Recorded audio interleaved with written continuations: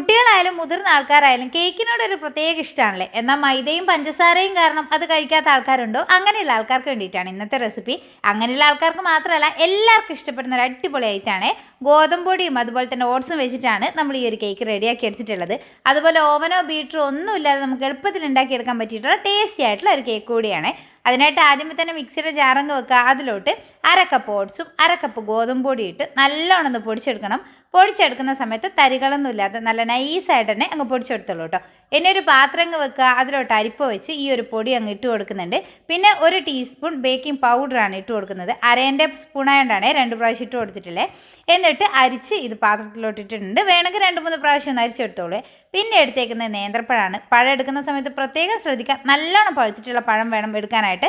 നേന്ത്രപ്പഴത്തിന് പകരമായിട്ട് റോബസ്റ്റ വേണമെങ്കിൽ നമുക്ക് എടുക്കാൻ പറ്റും കേട്ടോ. അതിലോട്ട് 1/2 കപ്പ് ശർക്കരയും 1 കോഴിമുട്ട കൂടി ഇട്ട് കൊടുത്തതിന് ശേഷം 1/4 കപ്പ് സൺഫ്ലവർ ഓയിൽ ചേർത്തിട്ടുണ്ട്. ഓയിലിന് പകരം ബട്ടർ ഉണ്ടെങ്കിൽ അത് ചേർത്താലും മതിയേ. എന്നിട്ട് നന്നായിട്ടൊന്ന് അരച്ചെടുക്കുക. ഈ ഒരു രീതിയിൽ അരച്ചെടുത്തതിന് ശേഷം 1/4 കപ്പ് പാല് കൂടെ ചേർത്ത് വീണ്ടും ഒന്ന് മിക്സ് ചെയ്തെടുക്കണേ. ഇനി ഇതെടുത്ത് നമ്മൾ പൊടിയിലോട്ട് അങ്ങ് ഒഴിച്ച് കൊടുത്തതിന് ശേഷം നന്നായിട്ടൊന്ന് മിക്സ് ചെയ്തെടുക്കുക. അപ്പോൾ നോക്കി ഈ രീതിയിൽ നല്ലോണം ഒന്ന് മിക്സ് ചെയ്തെടുത്തിട്ടുണ്ട്. ഇനി ഏത് പാത്രത്തിലാണോ നമ്മൾ ബേക്ക് ചെയ്യാൻ വെക്കുന്നത് ആ ഒരു പാത്രത്തിൻ്റെ അടിയിലും സൈഡിലൊക്കെ ആയിട്ട് ഓയിൽ തടവി കൊടുക്കുക. എൻ്റെ കയ്യിൽ ഇപ്പോൾ ബട്ടർ പേപ്പർ ഉള്ളതുകൊണ്ട് 1 പീസ് അടിയിൽ വെച്ച് കൊടുത്തിട്ടുണ്ട്. എന്നിട്ട് അതിൻ്റെ മുകളിലായിട്ട് ഓയിൽ തടവി എടുത്തിട്ടുണ്ട്. ഇനിയിപ്പോൾ ബട്ടർ പേപ്പർ ഇല്ലാന്നുണ്ടെങ്കിലും കുഴപ്പമില്ല കേട്ടോ. നമ്മൾ എടുക്കുന്ന പാത്രത്തിലായിട്ട് കുറച്ച് ഗോതമ്പ് പൊടി ഇട്ട് കൊടുത്ത് എല്ലാ ഭാഗത്തും ആക്കി കൊടുത്തതിന് ശേഷം പൊടി അങ്ങ് തട്ടി കളഞ്ഞാൽ മതി. അപ്പോൾ ഞാനിത് ഇതിലോട്ട് നമ്മുടെ ബാറ്റർ ഒഴിച്ച് കൊടുത്ത് ഇതുപോലെ ഒന്ന് ടേപ്പ് ചെയ്തെടുത്ത് എയർ ബബിൾസ് ഒക്കെ പോകാൻ വേണ്ടിയിട്ടാണ്. പിന്നെ ഇതിൻ്റെ മുകളിലായിട്ട് കുറച്ച് ഈന്തപ്പഴം കട്ട് ചെയ്തെടുത്തിട്ടുള്ളതും അണ്ടിപ്പരിപ്പ് കൂടെ അങ്ങ് വെച്ച് കൊടുക്കുന്നുണ്ട്. അപ്പോൾ ഏത് നട്ട്സാണോ കയ്യിലുള്ളത് അതങ്ങ് ഇട്ട് കൊടുത്തോളൂ. അപ്പോൾ നമ്മൾ ബേക്ക് ചെയ്തെടുക്കുന്നത് ഈ ഒരു പാത്രത്തിലാണ്. അപ്പോൾ 10 മിനിറ്റ് ഞാനിത് ഒന്ന് ചൂടാക്കി എടുത്തിട്ടുള്ള പാത്രമാണ്. അതിലോട്ട് നമ്മൾ ഇതങ്ങ് ഇറക്കി വെച്ചതിന് ശേഷം 20-25 മിനിറ്റ് ഇതൊന്ന് ബേക്ക് ചെയ്തെടുക്കാം. അപ്പോൾ നമ്മുടെ കേക്ക് ഇതേ നന്നായിട്ട് തന്നെ ബേക്കായിട്ട് വന്നിട്ടുണ്ട്. ഇടയ്ക്ക് ഞാനൊന്ന് കുത്തി നോക്കിയിട്ടുണ്ടായിരുന്നേ. അപ്പോൾ നോക്കി അകംവശമൊക്കെ നല്ലോണം ഒന്ന് വെന്ത് കിട്ടിയിട്ടുണ്ട്. ഇനി നല്ലോണം ഇത് തണുക്കാനായിട്ട് മാറ്റി വെക്കാം. നന്നായിട്ട് തണുത്ത് വരുമ്പോൾ വേണം നമ്മളിത് മാറ്റാനായിട്ട് ഈ ഒരു പാത്രത്തിൽ നിന്ന്. അപ്പോൾ പെട്ടെന്ന് തന്നെ ഇതുപോലെ അങ്ങ് ഇളകി കിട്ടും. അപ്പോൾ നല്ല സോഫ്റ്റ് ആയിട്ടുള്ള അടിപൊളിയായിട്ടുള്ള നമ്മുടെ കേക്ക് ഇത് ഇവിടെ റെഡി ആയിട്ടുണ്ട്.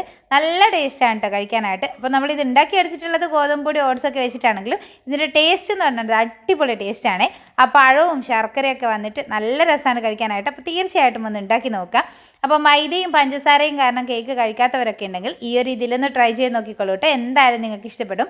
അതുപോലെ തന്നെ പിള്ളേർക്ക് ബേക്കറി പലഹാരം ഒന്നും വാങ്ങിച്ചു കൊടുക്കാൻ ഇഷ്ടമില്ലാത്ത അമ്മമാരും ഇതുപോലെ ഉണ്ടാക്കി നോക്കിക്കോളൂ. അപ്പോൾ നല്ല ഹെൽത്തി ആയിട്ടുള്ള ഒരു കേക്കിൻ്റെ റെസിപ്പി അല്ലേ. പാകമായി നോക്കിയാൽ നല്ല സോഫ്റ്റ് ആയിട്ട് കിട്ടിയിട്ടുണ്ട്. അപ്പോൾ വീഡിയോ ഇഷ്ടമായിട്ടുണ്ടെങ്കിൽ ലൈക്ക് ചെയ്യാനും കമൻറ്റ് ചെയ്യാനും പിന്നെ നിങ്ങളുടെ ഫ്രണ്ട്സിനൂടെ ഷെയർ ചെയ്ത് ഒന്ന് സപ്പോർട്ട് ചെയ്യാൻ കൂടെ മറക്കരുത്.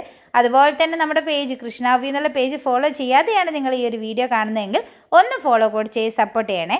ഇതുപോലുള്ള നല്ല നല്ല വീഡിയോസൊക്കെ ആയിട്ട് നമുക്ക് അടുത്ത ദിവസം കാണാം. അതുവരെ ബൈ.